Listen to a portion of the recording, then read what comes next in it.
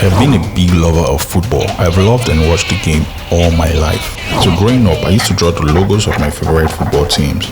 And when I had those 4-color pens, I went crazy, drawing and adding colors. So in this video, I am going to remake 3 English Premier League team badges, transforming their flat design into more realistic 3D icons. For these designs, I will be adopting a rustic and warlike theme, using a lot of textures. Let's start with the Arsenal logo. The Arsenal crest is straightforward, a shield with a cannon. I drew the shield shape using the pen tool. To save time and ensure a perfectly symmetrical shape, I only made one half of the shape, duplicating it to form the other half, and meshed both together afterwards using Ctrl or Command E. I made the color a deep red, and I brought in a ground steel texture to give it the effect I want. I blended it with the red shape using the overlay blending mode and reduced the fill a bit. But I want it to be really rough, so I brought in another texture and blended it using the soft light. Next, for the outer part of the shield, I duplicated the main shield shape and resized it while holding the Alt and Shift key. I made it golden brown. Then, to make it a border shape over the red, I moved the layer to the top, added the layer mask, and made a selection with a red base shape layer. So lastly, I painted with a big black brush to hide the center area. I added a golden texture thereafter. To create the illusion that the gold shield border is a separate sheet welded on top of the red part, I painted some shadows on a new layer over the red shape and made it a clip mask. To make it look even more realistic, like a real 3D object, I painted some rim highlights and shadows. I will show you a simple technique to do this. First, let me change the background to black or dark color. Make a selection of the base shape by Ctrl or Command clicking on the layer icon or the outer shield shape. On the new layer, paint white with the last soft brush where you want the highlights. For this design, we assume that the light is hitting our subject from the top left. Next, go to the selection menu, select modify, then contract. Set it to a tiny value, I think I will use 5, and hit delete. This will leave a tiny rim of highlights. So then I use the eraser tool to clean the edges properly. I repeated the same process for the shadow, but this time I'll be using a black colored brush at the opposite end. I did the same thing for the inner section of the border. To add more realism, I decided to add some steel screw like those we see in war armors. I found a perfect image though it wasn't gold colored. The gold texture I used for the border did the trick. I meshed both layers, resized, blended with the eraser and duplicated around the golden border. I brought in my cannon, painted some shadows and added the gold texture to make the color match with the other areas. I used the overlay to make it blend properly. Next up, the Arsenal text. I was lucky to get the actual font used in the original logo. I resized it to fit and added the golden stroke as it is in the original logo. But I need to add the texture to make it look like it is painted on the shield.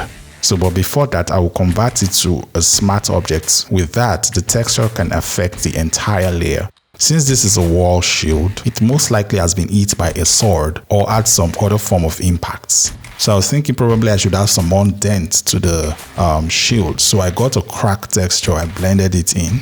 This looks so nice. So to finish up, I added some shines in the middle of the shield, like in the original logo. So to do this, I made a half selection of the shield and used the gradient tool to do a white gradation. Then I reduced the fill to calm down the intensity. I made a duplicate, flipped it horizontally, and used Ctrl-I to invert the color from white to black. I added some background to finish up my design and this looks really amazing. Next up, the Chelsea logo. I really liked this logo, especially the lion at the center. The lion is the main element of this logo and will require the most amount of work, since we probably can't find any image of a lion standing like this online. And I don't want to make a digital painting of this either. So I rely on my photo manipulation skill to make a normal lion image look like this one.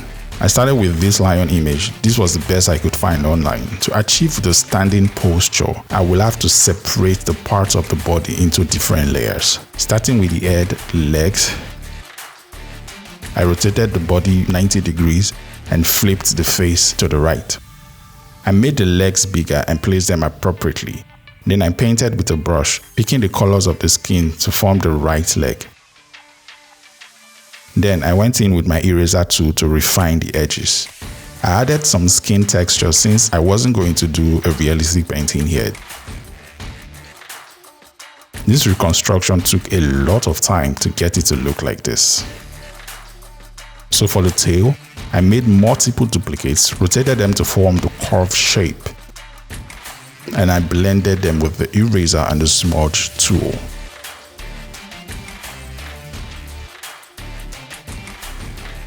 Next, I brought in the golden staff. I found one with a nice texture, but without the ring-like top.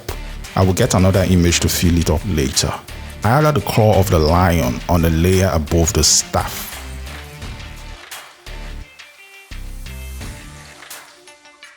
And I made some color adjustments to make it match with the lion's skin. I found a suitable staff image, so I have to tweak and resize this to, blend with the main body. I blended it with a golden texture to make it more vibrant. The lion's hand looks really weird, but well, I'm a bit lazy, so I decided to move on. I found an image with the perfect eye, resized and blended it with the lion's head. I made a selection of the eye surface and used the hue and saturation filter to give it a bright red color. I painted more with the soft brush to make it stand out even more. The base of the staff looked unfinished, so I cut out the top and blended it with the bottom. This is better. Next, I made the circular shield using the blue and golden yellow ellipses. Sticking with the grung and warlike theme, I added texture to the blue shield and painted shadows to give it the illusion that it is behind the golden borders. Then I added the golden texture for the ring borders. A fiercely looking lion standing like this would most likely have scratched some surface. So I got a lion claw mark texture, blended it on the blue area of the shield. Next is the fire coming out from the lion's mouth. Using the screen blending mode, I removed the black background and I painted on a layer mask to hide some spill. I also painted with a soft brush an orange light underneath the fire layer to show the glow created by the fire. I used our shadow and highlight painting techniques to add some rim lights and shadows to the golden part of the shield. Next, I added the golden ball. I made some color adjustment and I added shadow underneath. Then duplicated for the opposite side. Then for the lily, I only needed to add some shadows. Next up, I painted some shadows under the lion's foot using the marquee and paintbrush. Then I applied Gaussian and motion blur before fading it out with the eraser. The white circle in the middle looks too plain, so I am considering adding a cloud or some texture. I think I'll revisit it later. So for the text, I made a circular path to type on, tweaked the size and spacing of the text, and added the golden stroke. I added some texture in front and used the blend if to blend it even more. I repeated the same process for the other text below, using direct selection tool to move the text inside the circle before adjusting the size, spacing and rotation. Next, I added the cracks on top of the text below the lion's leg, as a massive lion like this should obviously leave one. Before wrapping up the design, I considered adding some blue lights to the lion since the original lion's color is blue, but a blue lion will look weird in real life. To do this, I used the hue layer adjustment to change the color of the lion's group, placing a clipping mask to make the effect affect only the lion's group layer.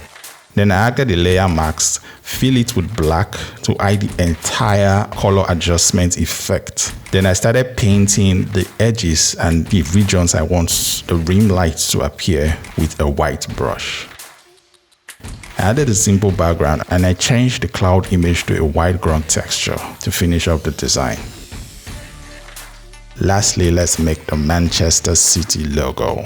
The main elements in the Manchester City logo are the boat, the sea or rivers, the rose flower and the shield. Let's use the logo as a reference. I started with the shield shape, but this time I wanted it to be like a barricade with just borders and openings. The pen and direct selection tool did the job here as usual. I used the guides to mark the region where the bolt is supposed to sit. Next, I brought in the golden bolt. This is the blue bolt, but don't panic. Then I resized and extended the sea and cloud background. To make the bolt golden, made a quick selection of the blue region. I added a hue and saturation layer adjustment and created a mask. So any adjustment made to this layer would only affect this blue region. So I used the hue and saturation to change the color from blue to golden. I played with some curve adjustments to give it the right contrast.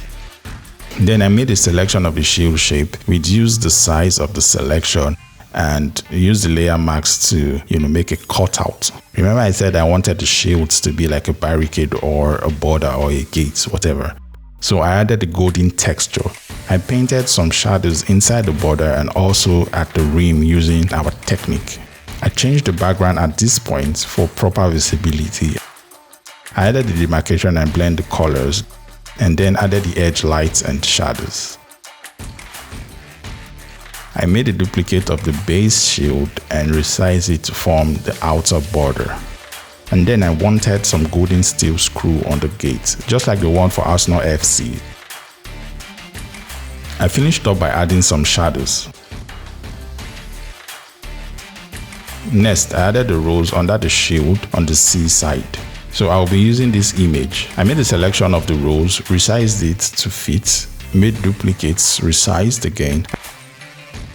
I grouped the rows except the one on top, and I used the layer marks to hide them under the shield, leaving the top one to stick out, and painted shadows to give the illusion of depth.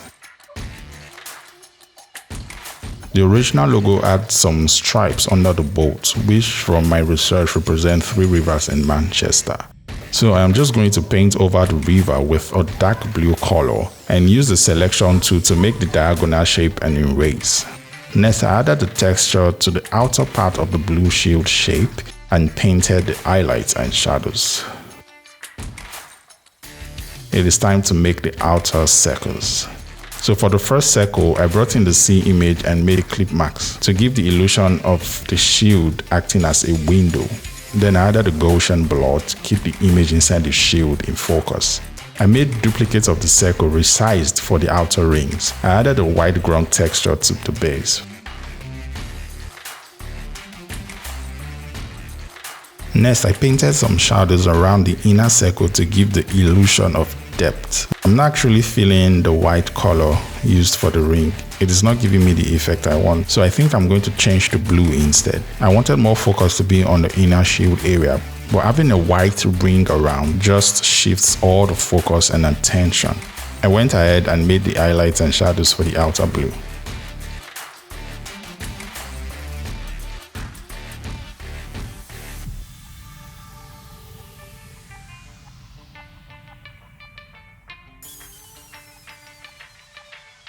This looks better in my opinion.